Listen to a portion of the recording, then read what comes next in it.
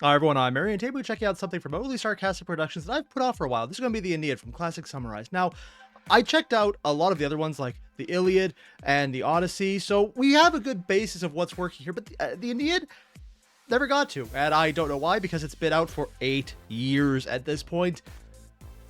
I got a little catching up to do, and I'm aware of that. More importantly, I know of the Aeneid. I know it's basically the Roman founding story taken from the Trojan side. And that's it. I know mostly about this entire, well, epic poem, but novel, as references in other mediums. Haven't seen it itself, haven't read it itself, and haven't really dove into it that much, even though I find the concept kind of fascinating. So this is weirdly something I'm going into with a lot of awareness about everything else except this. Which means I'm actually getting to do something I really enjoy. Read talking about history and lore, because there's a good bit of what might be both in this one, and I'm going to love every second of it. I know, who'd have thought I'd do something I enjoy for this channel? Weird. More importantly, there's a link below to the original video. Hit it up, let's get started. The Aeneid was written by Virgil, that guy from the Inferno, around 30 BC, and it was meant to serve as a sort of continuation to the Iliad. Huh. Okay, this is going to be a little weird to say, but I always thought the Aeneid came before the Odyssey. I know that's kind of silly to say, considering Virgil, who wrote it and was then fanboyed over by Dante, was significantly later in Rome. But for some reason in my head, I always had it backwards, that this was something that came up way earlier. I think it's because, from my perspective, because I never really looked at it, it was always a matter of, oh, it's just really old, and that all really old things are the same age, even though humans have been on the planet for 200,000 years, so a good portion of that was unrecorded. And even then, this is still considered the newer stuff by that metric. Also because every now and again you find really old things, like prehistory is huge, but again, prehistory is called that because there's no history of it. Iliad and the Odyssey, both written by Homer more than 800 years previously. Virgil was commissioned to write the piece by Caesar Augustus. Oh, he demanded was? that the poet write him a kick-ass power ballad glorifying him. Virgil, on the other actually hand, realize was it a was clever commissioned. bastard who didn't like Augustus all that much, and opted instead to write an epic glorifying Rome, while surreptitiously mocking Augustus the whole time. Our hero, I think I know how this ends for him. Aeneas, is meant to parallel Augustus in action in certain key events, to serve as a sort of historical insert character for the Caesar. But this might be why Aeneas is described as a really swell guy, but in practice acts like rather a knobhead. So, our story begins shortly after the events of the Trojan War, where we see Hera absolutely losing it and raging against the Trojans. Strangely enough, not because of their act. What's wrong with her? I don't know, but please make her stop. In the war itself, but instead because there is a prophecy. My God. Oh my God. Red, you have done the coolest thing ever. Zeus shredding an electric guitar. I did not actually expect this. I was not expecting anything close to this, and now I love every second about it. That's right. Apparently, it was foretold that not only would Troy survive the aggressive tan the Achaeans gave it, but it would live on as an immensely powerful empire in Italy. Not only would Troy survive the aggressive tan Oh, yeah, I hate this entire format right here. I just don't like the rolling scroll. and the Achaeans gave it, but it Don't would live on sweat as it an immensely too powerful much. empire in Italy, known It as Rome. boils Hera down objects to this because the prophecy to also states that the Hera Romans bad, would bring about the destruction Aeneas of Carthage, which is her chosen favorite city. one. Anyway, we learn that an intrepid young hero has managed to escape. Aeneas, you forgot my meds. Dad, where are we going? Dad, so help me, I will drop you. Yeah. This is a joke, but also I've been in a situation where the dad's like, where are my meds? My dad had surgery. I went to help him. My dad was, I think the term is, zooted on pain meds. My dad played hockey for decades and has more muscle mass than I do. Oh yeah, that was a very unpleasant day. I could not carry him. The flames of Troy and is sailing Yeah, for Italy, I known back empathize then with as that. Hesperia, along with a whole fleet of refugees. This hero is Aeneas, who you may remember as having been an immensely unimportant player in the Iliad. He was that guy that Aphrodite dropped when Diomedes shot a spear through her wrist. Wait, what? He was actually in it? Mom, why? Oh, geez. But Aeneas carries the distinction of being Aphrodite's son, as well as Rome's favorite hero and ancestral Oh God, he was literally the dropped baby. founder, so I guess he's the hero of this tale. So anyway, Hera... Wait, he's considered Rome's founder? Oh, so this is a contradiction to Romulus and Remus' story then. He was that guy that Aphrodite dropped when Diomedes shot a spear through her wrist. But Aeneas carries the distinction of being Aphrodite's son, as well as Rome's favorite hero and ancestral founder, so I guess he's the hero of this tale. So anyway, Hera... Ancestral founder. Oh, so he probably led into the Romulus and Remus's kids somewhere down the line, maybe? Or maybe not. I don't know. Are these contracting or just kind of working along each other?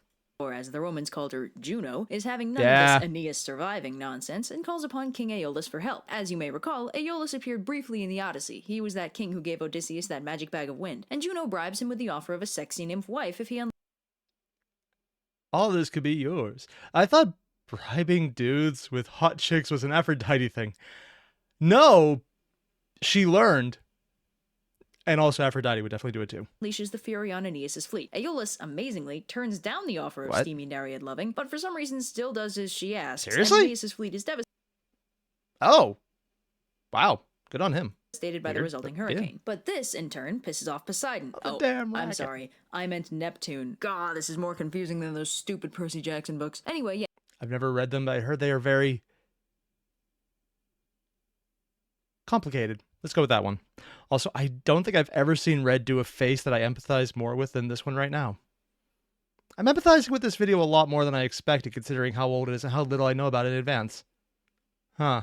Anyway, yeah, Neptune is all like, the only deity who gets to make life unnecessarily complex for a hero of the Trojan Zeus? War is me, and banishes the storm, leaving the Oh, damaged yeah, Trojan because fleet to everything with sail to port in Odysseus. Libya. Neptune then presumably went back to tossing Cyclopses at Odysseus. So Aeneas manages to dock his fleet, and then he gives a nice Well, he got little to rousing A-land. speech to the rather disheartened Trojans, although he's mostly talking out of his ass, as he has no idea where they are or really where they're supposed to be going. So Aphrodite, I mean, alias it's Venus, land. sees her darling boy having so much poor trouble baby. being so perfect and It's so hard being awesome. I know. I suffer from similar things that I also empathize with.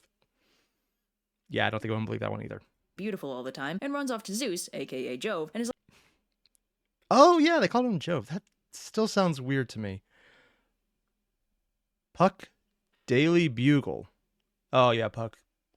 I thought it was more of a fairy thing, but I guess it would be Greek. Or Roman. Troy Burns! Enormous wooden horse to blame. My God. He's like, Dad and or nephew, it's just not fair. Why did you let Troy get all smashed up? Where's my baby boy supposed to live now? And Jove slash Somewhere Zeus else? is like, fear not, my daughter and or auntie, for you see there is a prophecy. Is it? That's just So gonna Jove keep explains happening, that isn't it? Aeneas is destined to lead to the founding of Rome, the most kick-ass of all empires Zeus ever. shreds. Clearly, they did not yet have a prophecy regarding the founding of America. So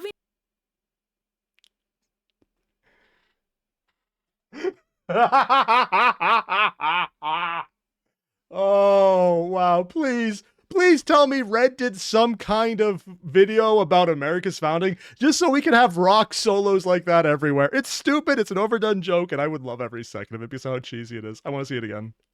they did not yet have a prophecy regarding the America! founding of America. It literally is George Washington riding on a Lord of the Rings style eagle with double submachine guns in his hand and Captain America's shield running through it. Oh, it's so over the top. I love every second of this. So Venus drops down to Earth, disguised as a huntress, to give Aeneas Oh, yeah. More clothes than usual then. Excuse me, mysterious woman I've never met before. That away. Thanks. directions to the nearest city, which happens to be Carthage, ruled by Queen Dido. If that name sounds at all familiar, she showed up in Dante's Inferno in the Second Circle of Hell. Really? So yeah, I'm sure this story is gonna go great for her. So Oh. Aeneas and the Trojan refugees head to Carthage, where Queen Dido happily invites them to rest up, offers to repair their ships, and even suggests that if they need a place to stay, Carthage is always open to them. Then Must find Italy, but Queen, so attractive. Yeah, I think we see where this is going. Dido's like, oh, Aeneas, want to tell us some of your awesome adventures over dinner, but not at all like Odysseus did when he reached Phaeacia? And Aeneas is like, sure thing, babe. It all started shortly before my city caught fire. So Aeneas recounts the final days of the Trojan War, which really started getting interesting when the Trojan army roared into the Greek camp, only to find it entirely deserted, save for an enormous wooden horse and a lone Greek kid named Sinon. Huh. I've seen Red draw the horse before in a different way, but this one looks really... Anorexic is probably the only word I can think of. That is actually really disturbing to look at. I just... Red, what were you channeling to draw this one? Or Sinon, who they promptly capture. Sinon claims that the Greek army ran off, leaving him behind as a sacrifice to appease the gods so they'd let them set sail. Fans of Iphigenia will note that this is, in fact, a strategy that the Greeks have employed previously to great effect and with absolute... Oh, wow. Oh, yeah, because he killed their daughter and she killed him when he got back. completely justified. And frankly, I wish he had waited a little less and maybe done it immediately. Probably would have saved everyone a lot of headache. No negative consequences. Anyway, they ask about the horse, and Sidon is like, that is an extremely complicated monument to Athena. Be careful. If you damage the statue at all, she'll get pissed and strike you down with great vengeance. On the other hand, if you take it into your city, she'll favor you, and next time you'll beat the Greeks for sure. So the Trojan king Priam is like, seems legit, and they drag the horse into town. Oh, I got that because, yeah, they had the oracle right behind it being ignored by everyone. Shh, Cassandra, and she just shouting, no! Literally the answer to everything that no one listens to. Legit, and they drag the horse into town. Before I go any further, there's an interesting bit of symbolism. There's a lot of stuff going on here. The Trojan horse is described as a monument to Athena, and in a strange way, it is. What? Athena is the goddess of wisdom, yes, but she's also a goddess of war. As such, her cunning is often manifested into complex strategy and avoiding direct confrontation, as opposed to the manifestation of war that Ares represented, which was rather more brute force and ignorance. So, while the use of the Trojan horse is seen as a deceitful tactic, it is undeniably a valid strategy, and a brilliant. Huh. This is actually kind of fascinating because while it's complete bullshit that it's a monument to Athena, it is also a literal monument to Athena. So at least in their own way to look at it, it kind of makes sense that they are disguising it as exactly what it looks like, but it just serves an extra purpose instead of just being an obvious just shout out to being stupid. That actually makes it really fascinating. Because normally it's like, it's a giant horse. Why? Don't think about it too hard. But now it's a giant horse. Why? Because it's a tribute to the gods. Specifically the one that really likes cunning on the battlefield. Why would that be important? Ignore that. Because then it's more of a narrative conceit as opposed to a plot hole. Or the plot hole is, why would you trust this? The narrative conceit is, it's an obvious shout out to being an overly wrought plan, but for a goddess of overly wrought plans in war. So it actually kind of fits a better purpose narratively. And is that intentional? Maybe. I do know Homer was incredibly precise when it came to his writing, and so was Virgil. Dante, not so much. Personal bias. But maybe it was. I don't know nearly enough about his writing style to know, though. Brilliant one at that. In this way, it really is a tribute to Athena. Okay, that's it for the analysis part. Right, you're on I like that. Yeah, the Trojan horse turns out to have been full of bloodthirsty Greeks. Spoiler alert, by the way. Yeah. He is faced with the prospect of his beloved city being turned into a... He just, oh crap. Also, I want to see Cassandra's reaction. Also, did she survive this or not? I don't Spoiler actually alert, know. by the way. What did I tell you? Shh. And they're still ignoring her. At what point does she just write on the wall, I told them, they ignored it. Fuck this shit, I'm out. Admittedly, she probably should have way sooner. So Aeneas, faced with the prospect of his beloved city being turned into a flaming war zone, does the heroic and she's just shouting, I told you, shut up, Cassandra. She's literally Meg. Thing and runs very far in the opposite direction. Our Smart hero, man. Everybody. Well, that's not entirely true. He does put Taste my fury, treacherous Achaeans? Who's that? It's me. up a pretty good fight. Then he runs into Helen and considers brutally murdering her for events entirely beyond her control. Somehow this is your fault. Yeah, we also know she survived because she was in the other book, although they've changed things around, so why not? Our hero, everybody. Yeah. Venus convinces him not to kill Helen, explaining that the war and the... Aeneas, don't kill her, she's too pretty! Even though it's literally your fault. It is all your fault. Oh, yeah, and that's why he's specifically said to be the kid. Also, what was her reaction? Our hero, everybody. But Venus convinces... Oh, great, you again. Him not to kill Helen, explaining that the war and the ruin of Troy weren't actually her fault. You're goddamn right it wasn't her fault, Venus. It wasn't her fault because it was your fault for kidnapping her in the first place. Helen hasn't done a damn thing in this entire stupid epic cycle. Anyway, Aeneas flees the battlefield and builds a fleet to escape. Then he goes island hopping until eventually reaching the foreign safe haven of Carthage. And if that sounds eerily reminiscent of the entire first half of the Odyssey, well, it should. Here are the only important things that Wait, what did that say? I couldn't read that fast enough. Just gonna go back a bit.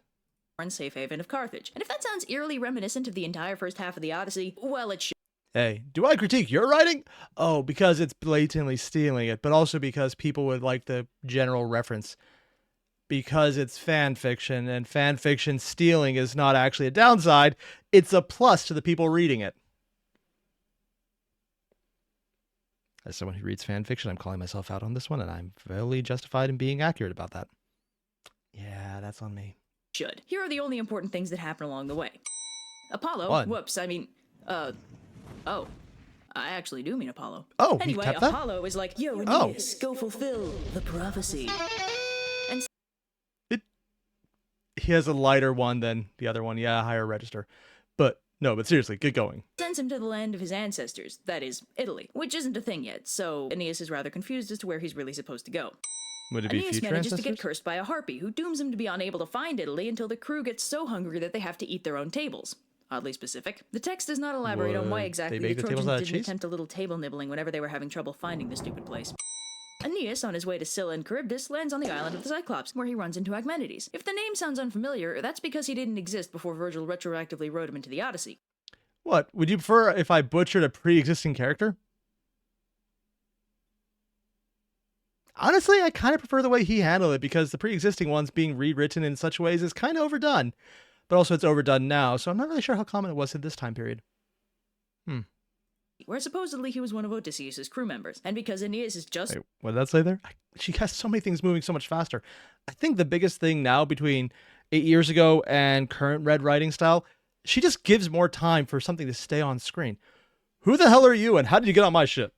Oh, yeah, And because Aeneas is just so perfect, of course he takes him on board, despite Terrifying the fact that gentleman. Aeneid is a Greek and therefore one of the enemy. Anyway, that's pretty much the end of Aeneas' story. Yeah, he didn't bother recounting how he And then what? It was pretty much smooth sailing from then on. made it past Scylla and Charybdis. Guess it was just that easy for him.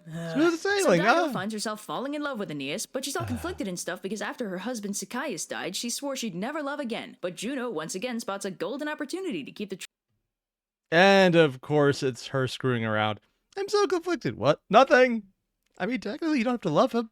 Lust is different. Trojans from reaching Italy. If she can get Aeneas to stay in Carthage with Dido, she won't have to worry. So she schemes to exploit the one thing that Venus is vulnerable to: playing matchmaker. I hate that she actually has a really good plan here and that it's not actually explicitly evil. Usually Hera is just used as the explicitly evil. We're not actually calling you evil version. When it's not Zeus fucking it up, that is. Want to help me get your son laid? Would I ever? Yeah, that's right. Venus knows Juno is playing her, but she just can't resist the urge to set her son up with a sexy foreign queen. The worst part is I know so many people in real life who would do this, and it's creepy. Like, legitimately. No. Don't. It actually is creepy. Stop. Get some help. Christ, okay. I'll spare you the gory details. Suffice to say that with both Juno and Venus conspiring to set Dido and Aeneas up together, they carry on a whirlwind romance and immediately get sort of married. So Aeneas relaxes in luxury for a while. Does that make him the prince or the king? How about that? But Jove gets antsy with all this loafing around Why and isn't sends he Hermes... doing the thing? Yeah, no, Hermes? they use Hermes Apollo, did you disintegrate the localization guy? Maybe. in the text. So Jove sends Hermes down to give Aeneas a verbal kick in Oh, the that's rear the guy to they get him back on disintegrated track to earlier. fulfilling the prophecy. Oh! Oh, he has an actual full-on orchestra for this one. Is this going to be the thing where every time they say the prophecy, it's just something else even more epic? So Hermes pops down and sasses Aeneas back into action, and Aeneas immediately resolves to sneak away Best so he won't plan have to ever. explain his actions to his wife. Because that would be awkward? I mean, admittedly, trans-Mediterranean empires did exist. Why would that be a problem? Just say you're founding a colony at that point. Well, it doesn't matter anyway, since Dido catches him trying to sneak off and demands he explain himself. So he's like, "But Dido, I can't stay with you. I have to fulfill the prophecy." And he has a full choir this time around. I don't even... I love this. It's so stupid. I love this bit. I hope that... Oh... I know they're intentionally overdoing it, and it's probably going to be stupid by the end, but I love it right now. So Aeneas runs off, and Dido commits an impressively over-the-top suicide. So Oh, first, she sets herself on fire along with all of Aeneas' possessions, and then she stabs herself with his sword. Then, with her dying breath, she declares that the Carthaginians will forever be at war with Aeneas' people. Okay! Wow! That is definitely over the top. I thought it'd be like just something really long and drawn out, and yes, this is, but also, I'm glad the literally lighting yourself on fire part didn't get in the way of cutting it and then also still having ways to shout curses. Wow! Ooh, I covered this in my Roman Republic video. This is reference to the Punic Wars that the Romans and the Carthaginians fought. No. It's like, oh god, not the face. Oh, I actually need to go watch that next. That actually sounds fascinating. My video. Aeneas, having sailed away during all the commotion, lands on the shores of Sicily, and in light of this recent and terrible Red tragedy, attacks. holds funeral games for his father, because it's his 1-year death anniversary. Seriously? Way to prioritize your loved ones, Jack. What the hell? I mean, would he even know she was dead at this point? Actually, it'd be kind of freaky if he didn't know. I guess. So, while the men are engaging in those healthy, sporting, and 100% heterosexual activities, Again, pointing out that most of the games, Olympic or otherwise, completely nude. Every single bit of it, done in the nude. How that would be safe when you're doing marathon running, or what, I guess anything running with bare feet and through anything, I don't know. But let's just put it out here. We know exactly what's going on right now, man. Other men, they're all coming even from all over the place, you could say. And it just goes everywhere. Because it was actually held in multiple locations and not specifically Olympia, where the Olympics were named after. I'm going to drop this bit before YouTube has anything to say about it. Juno sneakily persuades the Trojan women, who by now are rather sick of all this sailing nonsense, to burn their ships, so that instead of continuing to search for Italy, they'll be forced to settle in Sicily instead. This is actually a pretty great idea. So the ladies set the boats on fire, and all the menfolk freak out and try to put it out. When that doesn't work, Jove does what he does best, and summons a massive thunderstorm to put out the fires instead. So, crisis averted, right? Well... Isn't Sicily Italy? Or I guess it's considered that now, but I probably just said something highly offensive to anyone actually from Sicily. I think I believe I have family there, but I also don't know if I do. My family lost touch, and anyone on Italy so long ago doesn't even matter. Yeah, but even Aeneas has to admit that all this sailing around is getting pretty old, so he gives the people Is too this frail Italy? or too Nah, bored bro. to continue sailing to Italy the option of staying and founding their own city right there in Sicily. So Aeneas, with a greatly reduced crew... So they actually did found Sicily as well. So that's actually kind of funny. ...or too bored to continue sailing to Italy the option of... The people who are old and bored, I probably would have stayed there, and I see why my family probably is from Sicily now. Have fun founding a city with no one strong or healthy around. Best plan ever. Staying and founding their own city right there in Sicily. So Aeneas, with a greatly reduced crew, sets off towards Italy once more. And this time around, to ensure that no more shenanigans happen, Neptune grants them safe passage straight to Italy. So yeah, Aeneas and the Trojans finally reached Cumae, a city on the coast of Italy. Hey, they did it! Oh. What's going to go wrong? But since they don't actually know where Italy is or what it looks like, they don't realize they did it. I wonder where we are now. Oh my god. So then... Christ. What? Then Aeneas has to travel into the underworld. Sound familiar? Because they're literally just doing it. Also because the trope of going into the underworld was actually just that. A trope. Even back here, it was something you needed to do with an epic journey. And honestly, I have no idea how long that went down, but it was in Gilgamesh, man. So the answer is way longer than whenever Virgil wrote this. Well, it should. So Aeneas descends into the underworld. All the dead Greeks flee. Wait, did that say best ghost? Something best ghost, yeah. Flee him because clearly Aeneas was such a first-tier My hero in the God. Iliad that every accused...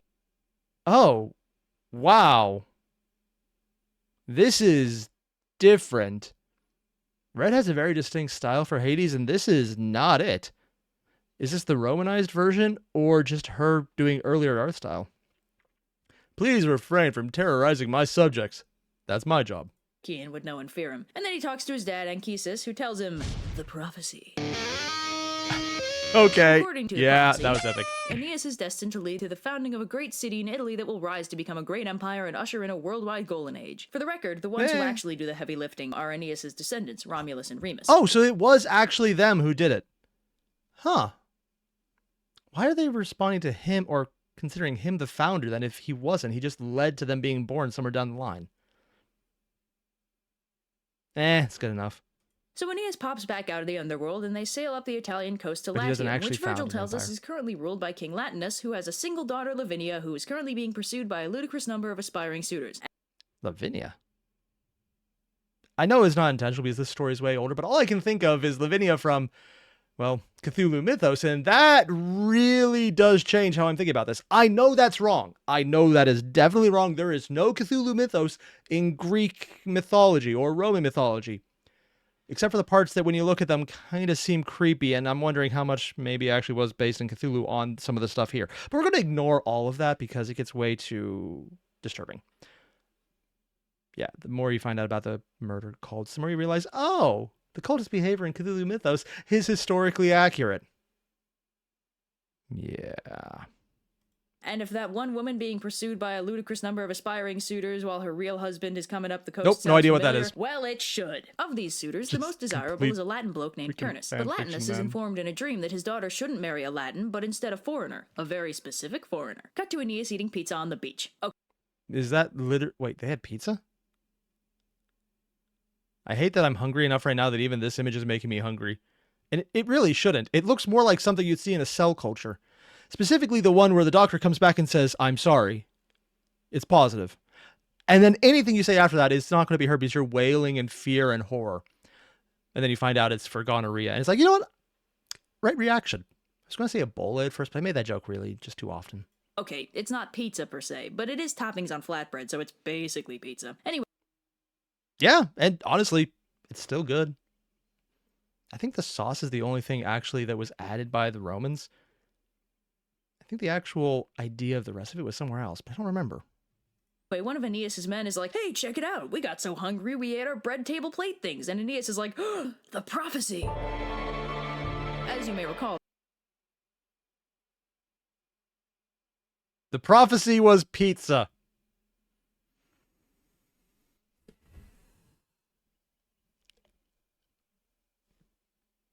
That is so much of a cop-out answer. I think I figure out exactly what kind of writer Virgil is. Stealing, I can deal with. The table is something you will eat and you will know you have arrived. Is pizza? Yeah, we're having cop-out level here. That is, yeah. all that harpy from earlier that we glossed over said they wouldn't find Italy until they ate their tables, and now they're in Italy sort of eating their sort of tables. And things just keep getting better for Aeneas, since as soon as Latinus lays eyes on him, he decides that the lad is the perfect foreigner to marry his daughter to. So that's it, right? Aeneas is destined to marry Lavinia, cause the founding of Rome, and then everything will kick ass forever? Well, yeah, but first there's this war thing. Yeah, remember how determined Juno was to ruin everything? Well, she's back. Juno's... Wait, what did she say? Is that a Pokeball? Everything's going my way. Oh, and then she's just scheming. Juno sends a Fury, Alecto, to mess with Latinus' wife and make her oppose the marriage between... Maybe she shouldn't marry a dude she literally just met. You know, when Hera has a good point from sending minions with good advice, yeah. Aeneas and Lavinia. Then Alecto zips over to Turnus and infects him with the... You want to be beat up. Wait, to beat up the man who stole your girlfriend. Suddenly I have an overwhelming urge to beat up the man who stole my girlfriend. Rage virus or something, and then it's off to war we go. Hey, that sounded pretty familiar, huh? So this is the part of the book where Virgil transitions seamlessly from shamelessly ripping off the Odyssey to shamelessly ripping off the Iliad. At this point, it'd be easier to list all the things in this war that don't directly parallel key events. Trojans, ally... Oh, yeah, it's just ripping off everything else. In the Trojan War. But that isn't my job, so here are all the things that could be generously described as mirroring key events. It's going to be a very short list or a very long list. I can see the joking either way. Events in the Iliad. Aeneas gets... The bromance? It's a pretty hearty relationship going with this kid, Pallas, who's the son of this Arcadian king Evander. Their relationship is meant to emulate that of Achilles and Patroclus, albeit significantly less romantic. The war is initiated because of a woman being married to one man as opposed to a different man, due to the intervention of Venus, no less. Yeah. Hephaestus, known by the Romans as Vulcan, no relation, forges Aeneas... Oh, wait, she actually just drew in. Oh, dude. This joke was deemed illogical, but necessary. Yeah. Forges Aeneas a shield. Sound familiar? Well, it should. Wait, what did he say there? I have a complaint. Back off. Is this literally going to end with Virgil on a whole host of just people who are dead who complain to him? Because it seems like that's how it's going to end at this point. Two Trojans embark on a nighttime stealth mission into the enemy camp. They end up dead, though, so that's a difference. Damn. Jove gets mad at the Olympians, Juno specifically, for screwing over the Trojans. Oh! Yeah, Aeneas' buddy Pallas... Wait, what did that say? My big fat Greek wedding. Jove gets mad at the... My big fat Greek what? I don't even recognize that word. I thought it was wedding. Oh, Pantheon. Okay.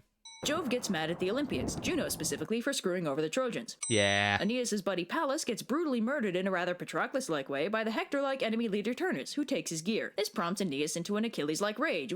No, this inspired me to take action. Oh man, I'm a literary device. How horrible. Which is temporarily interrupted by... the suggestion that the war get resolved by a duel between the two leaders of the armies. After some shenanigans, they finally get them in the same place to try and kill each other, but that is interrupted because... a goddess intervenes. Wait, seriously? I double god dare... A goddess intervenes and coaxes a Juturana? I have no idea which one this is. soldier into chucking a spear at one of the leaders. Basically, he kind of makes the decision himself, but she contributed. Oh, contributed. Provoking all-out war once again. Bulky. Then Aeneas burns the unprotected enemy city to the ground. Why? Hey, remember when he was really mad about that happening? God, yeah. And finally, Aeneas enraged... And this inspired the next story in the trilogy, making a quartet,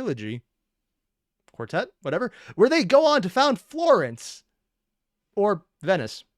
You know what, actually, it's probably bullshit and it definitely wouldn't work out that way, but I'm kind of surprised no one has made that version of the fan fiction story yet. I mean, it would fit. Enraged by the murder of his buddy Pallas and the fact that Turnus is wearing Pallas's gear, murders the now wounded and helpless enemy. Wonder what Hector thought of that. The combination of these last two events successfully transforms Aeneas into that which he hates the most, a cross between Achilles and Odysseus, which is a historical fanfiction all on its own, and more importantly, not one I'm remotely interested in. I did the guitar stuff? Oh shit, she was shredding. Oh goddamn. So while I have a lot to say about this, we need to go back to the most important part about this entire video. Red was the person shredding for every one of those the prophecy gags, because honestly, that's really damn impressive, man. I don't do music, so anyone who can really impresses me by default. Also, because Red's just highly competent in other things already. It's like, dude, how many talents do you have? Why did you take so many? Leave some for the rest of us. Followed by her saying no, probably. But more importantly, I liked this. It was fun. I love seeing what's going on. I love the jokes. And I do like how she's blatantly showing us Virgil is ripping off everything from what he's basically being commissioned to do. And because he didn't want to do it, and all of it was a subtle nod to, hey, see, this is Caesar. But see how he's kind of acting like an asshole? I should know we'll get that. And hopefully Caesar does it, because I would die. Which may or may not be what happened. I don't know what happened to Virgil now that I think about it. I like that because on the one hand, it's incredibly contrived, very much stolen, and also probably intentionally done like that because he's doing a commission for a patron he doesn't like and is intentionally screwing over in the narrative. So I wonder if he's lazy because fanfiction steals, and this is basically that, or if he's lazy because fuck the guy paying me. I could see this going either way, and I'm kind of curious to see if maybe Blue did a dive specifically on Virgil, because I want to find out about that now. Also, the Teutonic War, because that actually sounds really awesome. I didn't know he did that one. I need to check out more of Blue stuff. I really do. Basically, what I'm saying is if you haven't already, there's a link below to the original video. Hit it up. If you know what I should check out next, let me know, because there's so many good things, and there's so many new things they're still putting out. Decision overload, man. It's a problem I'm very much okay with having, because there's just so much cool shit. Yeah, I don't have very strong opinions. I don't geek out about this at all. Me? A fan? Nah, that would never be completely obvious and unneeded to say. Yeah. Again, link below video. Hit it up. I'll see you in the next one. Adios.